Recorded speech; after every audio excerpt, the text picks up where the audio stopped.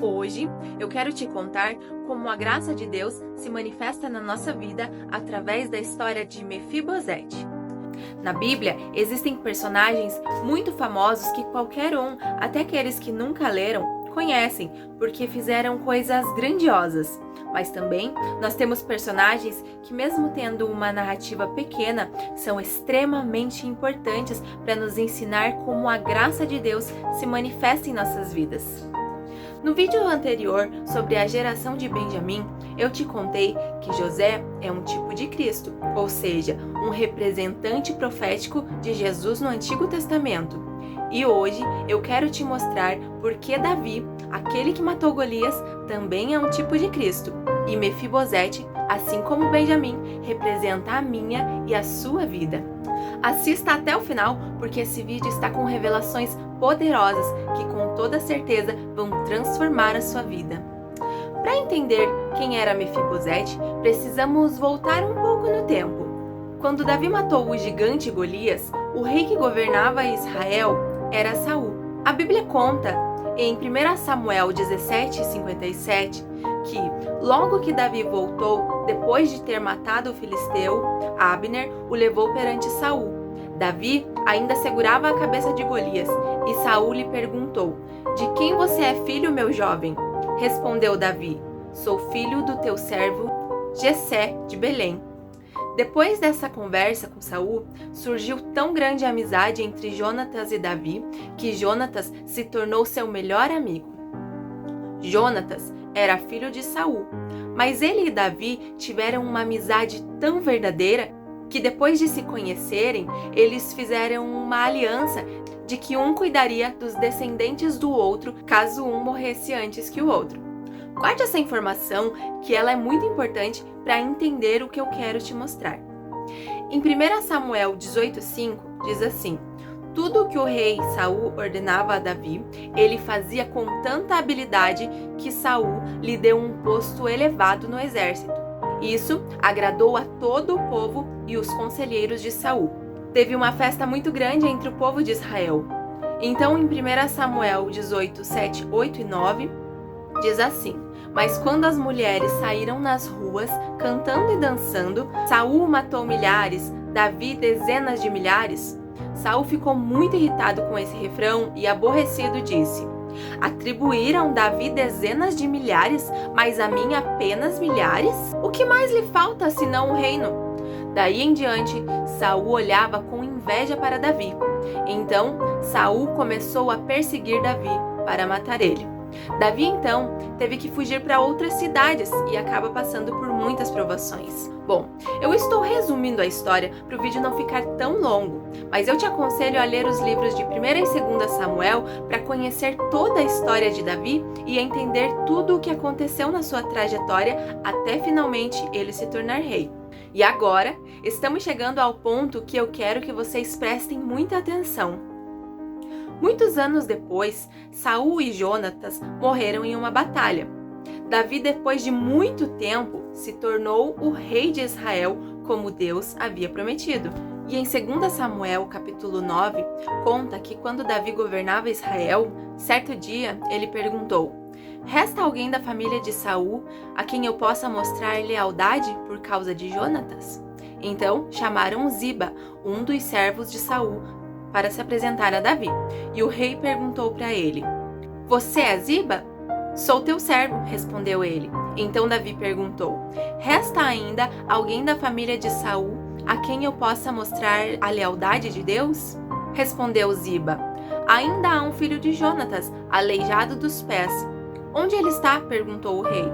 Ziba respondeu: "Na casa de Maquir, filho de Amiel, em Lodebar." Então o rei Davi mandou trazer ele de Lodebar. Quando Mefibosete, filho de Jonatas e neto de Saul, compareceu diante de Davi, prostrou-se com o rosto em terra. "Mefibosete?" perguntou Davi. Ele respondeu: "Sim, sou teu servo." "Não tenha medo", disse Davi, "pois é certo que eu o tratarei com bondade, por causa da minha amizade com Jonatas, seu pai. Vou te devolver todas as terras que pertenciam ao seu avô Saul, e você comerá sempre à minha mesa." Mefibosete prostrou-se e disse: quem é o teu servo para que te preocupes com um cão morto como eu? Então o rei convocou a Ziba e disse para ele: devolvi ao neto de Saul, seu senhor, tudo o que pertencia a ele e à família dele. Vocês, seus filhos e seus servos, cultivarão a terra para ele. Você trará a colheita para que haja provisão na casa do neto do teu senhor. Mas Mefibosete comerá sempre à minha mesa. Agora, pare e pense. Naquela época, quando mudava a dinastia, era comum o rei que entrava no trono matar todos os descendentes do antigo rei. Então, quando saiu a notícia de que Saul e Jonatas tinham morrido, Mefibosete era uma criança de 5 anos, e a mulher que cuidava dele pegou ele no colo para fugir e se esconder, porque ela conhecia a lei. Então ela temeu. Mas na fuga, ela derrubou o menino e ele ficou aleijado dos 2 pés. E ele teve que viver com essa deficiência por toda a sua vida. E com certeza, ele cresceu ouvindo que ele era o último descendente da família de Saul. Então era normal ele pensar que Davi estava atrás dele para acabar com a vida dele. Então, quando o Davi manda buscar ele se prostra diante de Davi, porque ele imaginava que Davi ia acabar com ele. Ele nem imaginava que Davi queria abençoar a vida dele. E é exatamente o que nós vemos hoje em dia. Muitas pessoas fugindo da bondade de Deus porque estão com medo dele. Davi queria abençoar Mefibosete, não por quem ele era, mas sim por causa da aliança que ele havia feito com Jonatas. E assim somos nós. Eu e você temos um rei e ele quer abençoar a nossa vida, não por quem nós somos e não pelo que nós fazemos, mas por causa da aliança firmada na cruz. Um dia, Jesus fez uma aliança de sangue para que você pudesse comer na mesa do rei. Mas o que muitos pensam por causa de ensinos errados é: ai, mas eu sou tão falho, ai, mas eu não sou bom o suficiente, ai, mas eu caí de novo no mesmo erro, ah, mas eu falei mal de fulano, ai, eu briguei no trânsito, ai, Deus não tá feliz comigo, e por aí vai. Aí você começa a olhar para si mesmo e esquece de olhar para a aliança firmada por Jesus. E assim como o Mefibosete, você pensa: o rei quer me matar, é melhor eu ficar aqui quietinho em Lodebar, porque se o rei me encontrar, ele vai me punir, ele vai acabar comigo. Aí você para de orar. Mas hoje eu quero que você entenda de uma vez por todas: o Senhor Jesus sabia que você tinha os pés tortos. Ele sabia que você jamais iria conseguir caminhar direito, sozinho. Ele sabia que você ia tentar, mas certamente iria cair. Somente Ele é capaz de te ajudar. Por isso, Ele mesmo fez a aliança e te chamou pelo nome, para você hoje sentar à mesa do rei. Mefibosete não fez nada para merecer a bondade do rei. Ele não tinha nenhum motivo para receber a benevolência de Davi. Tudo o que ele recebeu foi por causa do seu pai. Tudo foi restituído por causa da aliança que um dia o seu pai fez com Davi. Mas mesmo assim, Mefibosete se assentou todos os dias à mesa do rei. Assim também é você. Você não vai ser abençoado porque você é bonzinho. Você não recebe coisa alguma por quem você é, por causa do seu mérito ou porque você é melhor do que qualquer outro. Você é abençoado por causa de Jesus. Há uma aliança firmada pelo sangue de Jesus na cruz. A Bíblia diz que Deus nos amou de tal maneira, por isso resolveu dar o seu Filho.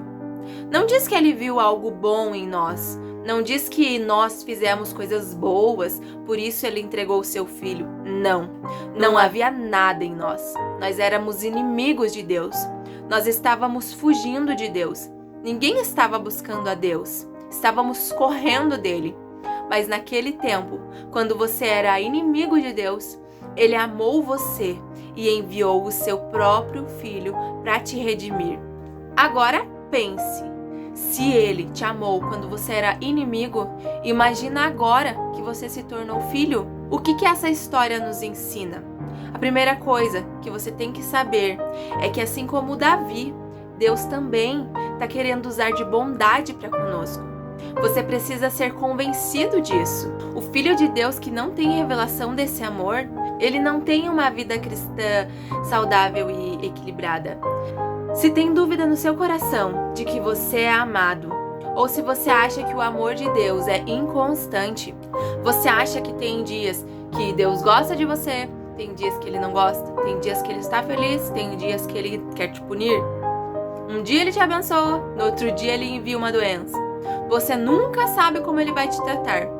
Esse tipo de pensamento vai te fazer ter um relacionamento problemático com Deus, porque você está se baseando na sua performance.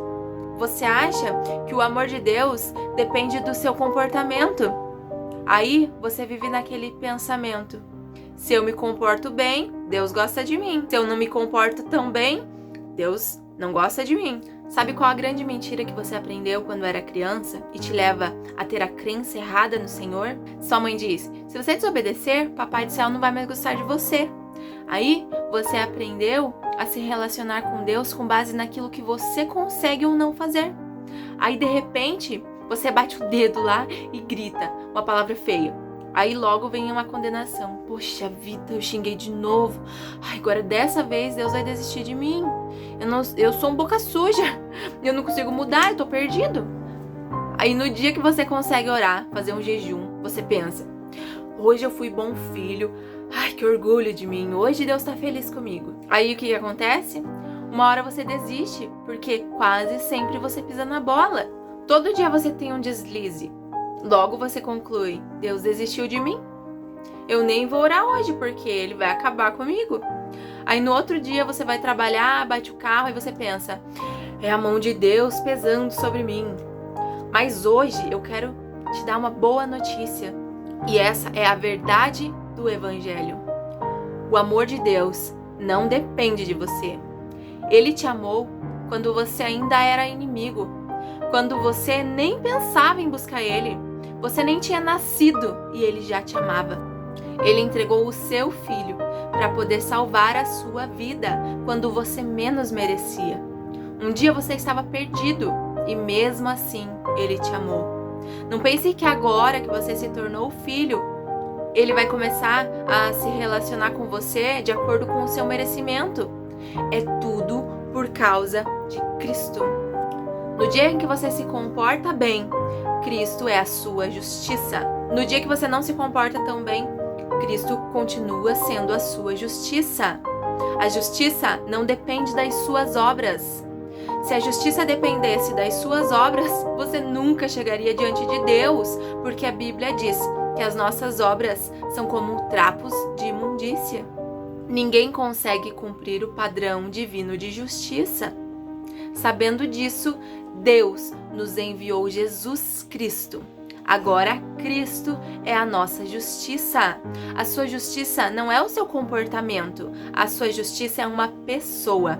A nossa justiça é Cristo. Você não é perfeito, mas Cristo é.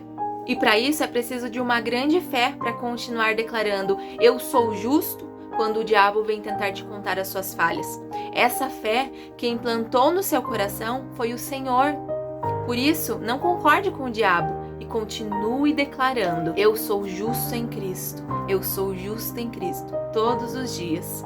Mesmo quando ele mostrar que você errou, permaneça dizendo: eu fui feito justo pelo sangue de Jesus. Deus jamais se esquece da aliança feita na cruz, por isso ele quer abençoar você. Agora, Mefibosete tinha um problema. Ele era aleijado dos 2 pés. E na Bíblia, os pés simbolizam o nosso caminhar, a nossa conduta. Ele podia até tentar andar direito, mas não conseguia. E muitas vezes nós mesmos somos criticados pelo nosso caminhar. As pessoas julgam as nossas atitudes e nós fazemos propósitos dizendo: dessa vez vai ser diferente, hoje eu não vou me estressar, hoje eu vou ser uma esposa melhor, hoje eu vou ser uma filha melhor, hoje eu vou mudar meu temperamento. Mas você não consegue. Aí você vive angustiado, pensando que nunca vai conseguir mudar. Mas hoje eu quero te contar uma coisa. Aquilo que é impossível para você não é impossível para o nosso Deus. Ele é capaz de endireitar qualquer pé torto. O seu caminhar pode ter sido torto, mas pode ter certeza que assim como você não quer mais andar com o pé torto, Deus não vai deixar você assim para sempre. Ele mesmo vai endireitar o seu caminhar. O ditado popular diz: pau que nasce torto, morre torto. E muitos podem não acreditar mais em você. Mas eu digo que o nosso Jesus é o carpinteiro que vai pegar o que está torto e vai planar, vai corrigir e vai endireitar você. Não é você que vai conseguir. É impossível para você endireitar seu pé sozinho. Você não consegue na sua própria força. Sozinho você não vai conseguir ser santo.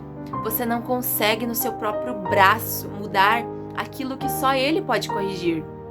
Só quem pode fazer isso por você é Ele. Corra para Ele, porque sem Ele nós não podemos fazer nada. E é Ele quem vai endireitar o seu caminhar. Sabe o que acontece quando você tenta melhorar sozinho? Você vai para longe de quem pode fazer por você. Mefibosete vivia no deserto, sem pastagem, sem provisão, e é isso que o pecado faz. O deserto é o lugar onde vão aqueles que têm o andar defeituoso. O pecado nos leva a nos sentir secos, distantes da presença do rei. Mas um belo dia, o rei manda um mensageiro para nos chamar para se assentar à mesa e comer junto com ele. Mefibosete era alguém da realeza. Ele era um príncipe, filho de Jonatas, mas que morava lá no deserto, porque ele tinha os pés tortos. E talvez essa seja a sua história hoje. Você é filho do rei, tem uma herança para você, mas você está vivendo no deserto, está vivendo uma vida de sequidão. Você não planta, você não colhe, você não vê a chuva vindo sobre você. Você vive uma vida de tédio, de monotonia, a paisagem nunca muda. Tudo isso por causa dos seus pés tortos. Mas saiba que o Senhor quer te tirar desse deserto. Ele quer que você coma na mesa dele todo dia. Não foi você que foi atrás dele, foi ele que mandou te buscar. Você era um cego no meio do caminho. Você nunca ia achar o caminho, mas ele abriu os seus olhos e quer te abençoar. O castigo que você merecia, Jesus já recebeu no seu lugar, para que você não tenha que sofrer a ira de Deus na sua vida. E na história conta que quando Davi encontrou Mefibosete, ele chamou ele pelo nome. E na Bíblia, ser chamado pelo nome tem um significado. Quando Jesus te chama pelo nome, é porque Ele quer abrir os seus olhos. Ele quer te mostrar a verdade do Evangelho. E quando Ele te chamar pelo nome, você passa a enxergar quem Ele é. O que nós precisamos entender é que o Pai quer ter um relacionamento de paz conosco. Você não precisa ter medo do Pai. Ele não está esperando você cair para te punir. Ele te ama. Ele te chamou para te tirar do deserto. Assim como Davi foi atrás de Mefibosete para usar de bondade com ele, assim é o Pai com você. Ele te chamou. Você não precisa viver com medo, fugindo do Pai. Você precisa sentar à mesa e desfrutar do banquete do rei. Mas qual que é a nossa atitude muitas vezes? A mesma de Mefibosete. Era de se esperar que ele ficasse feliz pelo convite, mas ele estava com medo. E olha a resposta que ele deu a Davi: quem sou eu para ter olhado para mim o rei? Eu não passo de um cão morto. Agora imagine só, um cão morto na rua é algo terrível, algo que não tem valor algum. É pior que lixo, porque até o lixo alguém pode vir e juntar, mas um cão morto, ninguém tem coragem de chegar perto. Um cão vivo ainda come os restos, mas um cão morto fica jogado no meio da rua. Os carros vão passando por cima até que se torne só um pedaço de couro jogado. Terrível, né? É isso que o pecado faz. Ele faz você perder completamente o senso de valor. Ele era um príncipe, mas se via como um cão morto. Quem entende da graça de Deus nunca é orgulhoso, porque quem entende a graça sabe que o que ele tem não é pelo que ele merece. Por isso, vive grato pelo que recebeu, porque sabe que não merecia. Mas muitas vezes a humildade é vista de uma forma equivocada. As pessoas se diminuem achando que assim agradam a Deus. Preste atenção, Ninguém agrada a Deus olhando para si mesmo. Nem quando olha para si para se orgulhar, nem quando olha para si para se diminuir. Você só vai agradar a Deus quando você parar de olhar para si e começar a olhar para Cristo. Por isso a Bíblia fala que nós fomos feitos sacerdócio real. Porque uma das funções do sacerdote era avaliar se a oferta para o sacrifício era pura ou não. Por isso, a sua função hoje é olhar para Cristo e ver o Cordeiro puro e sem pecado, o sacrifício perfeito, e dizer: eu fui completamente perdoado, eu sou aceito pelo Pai por causa do seu Filho Jesus Cristo. Então, quando o Senhor te chamar, não responda como Mefibosete. Diga: eis-me aqui, Senhor, porque Ele quer restaurar a sua vida. E sabe por que Mefibosete teve essa resposta tão ruim? Por causa da acusação. Sempre lembre disso. A maior arma do diabo contra você é a acusação na sua mente. E sabe o que acontece muitas vezes? Nós concordamos com ele. Quando ele vem nos acusar, em vez de pisar na cabeça dele, nós concordamos com a acusação dele. Ele diz na sua mente: ah, mas eu errei tanto, eu não mereço essa bênção. Você concorda com ele. E sabe por que muitas vezes nós concordamos com ele? Eu vou te contar 4 possibilidades. Primeiro, é o desejo inconsciente de merecimento. Então, elas encontram na acusação uma maneira de se punir, e a forma de se punir é aceitando a acusação. E daí, quando eles se martirizam bastante, eles chegam diante de Deus e dizem: pronto, agora eu posso ser abençoado. Mas isso só mostra que você está querendo pagar pela sua redenção. Mas isso não é possível. A dívida já foi totalmente paga. Não ache que você pode coisa alguma. Não depende de você. Quem pagou foi Jesus. O grande problema de quem está debaixo de acusação é viver o tempo todo sentindo que está errado. Aí você vive como um cão morto. Nada que você faz nunca é suficiente. Isso é a carne tentando fazer para merecer. Mas você sempre vai estar em débito com Deus se depender de você. Nunca vai ser o suficiente. Por isso, Deus enviou Cristo. O segundo é o falso conceito de humildade. A pessoa acha que quanto mais acusado ela se sentir, mais ele vai ser humilde. Mas não é assim. Humildade é não se colocar na equação. Humildade é olhar para Cristo. É saber que sem Ele nós não podemos fazer nada. A obra é dele, a mesa é dele. E Ele mesmo é o pão que nos alimenta. Nós só precisamos sentar e comer da mesa do Rei. Quem olha para Cristo é humilde. Quem olha para si é arrogante. Terceiro, não crer na graça para receber o perdão mais uma vez. É achar que Jesus só perdoou os pecados que foram cometidos até o dia da conversão. Não crer que os seus pecados de ontem, hoje e sempre foram perdoados. Lembre que Deus não te escolheu porque você é bonzinho. Deus te escolheu porque Cristo derramou o sangue dele sobre você. O quarto é o pensamento natural. Crer no que você vê e não no que Deus diz. Crer na sensação que você tem quando o diabo te acusa e não na palavra. Lembre-se, a graça de Deus não é licença para pecar, é provisão para a santidade. Os sinais de quem recebeu a graça estão em Romanos 6,14. Porque o pecado não terá domínio sobre vós, porque não estáis debaixo da lei, mas da graça. Quer dizer que o sinal de que você recebeu a graça é que agora você entendeu quem você é. O sinal de quem entendeu que é amado é a libertação. Agora você não quer mais viver no pecado, mesmo ainda tendo os pés tortos. Quando você come na mesa do rei, você nunca mais vai querer viver como plebeu, porque agora você é nobre. E o maior sinal é que agora você vive em paz. É que você entende que não há mais condenação. É andar pela fé, confiado na graça. Agora, voltando ao que Davi disse a Mefibosete: você vai comer todos os dias na minha mesa. Olha quão importante é comer na mesa do rei. Quando você está na mesa, ninguém pode ver seus pés. E a mesa simboliza o sangue de Jesus. E quando você senta na mesa, você se alimenta da comida do rei. E a maneira bíblica de Deus mudar você é mudando a sua dieta. Se você senta à mesa do rei e você come a comida do rei, você vai ser transformado. E nesse caso, o próprio rei é a nossa comida.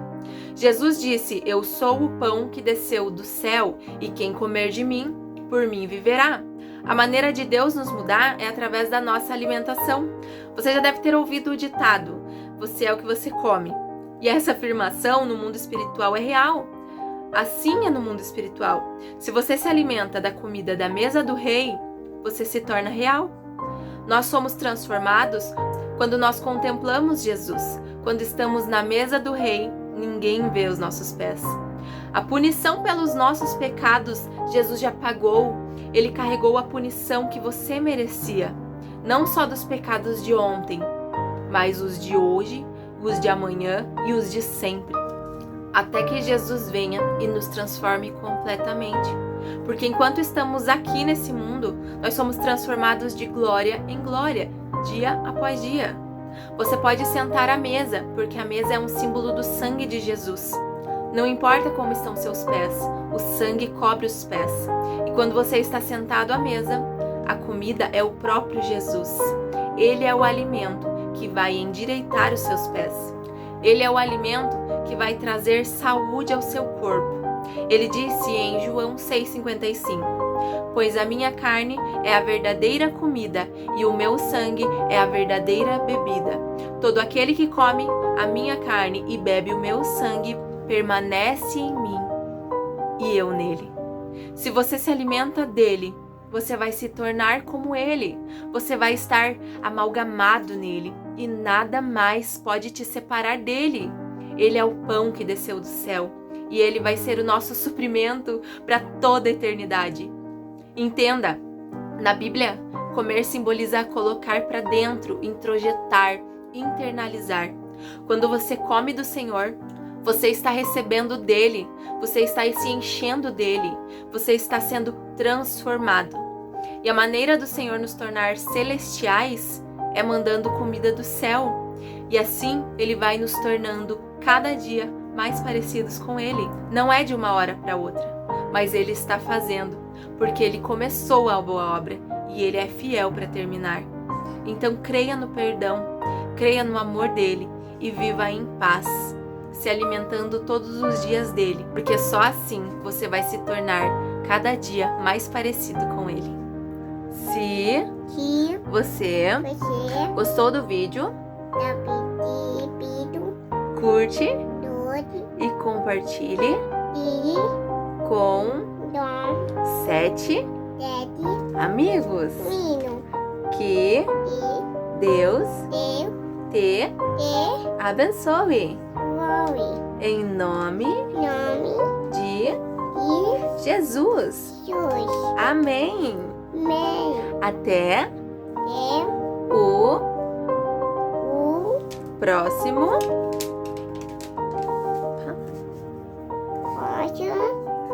vídeo. Tchau. Eu amo todos vocês. Tchau.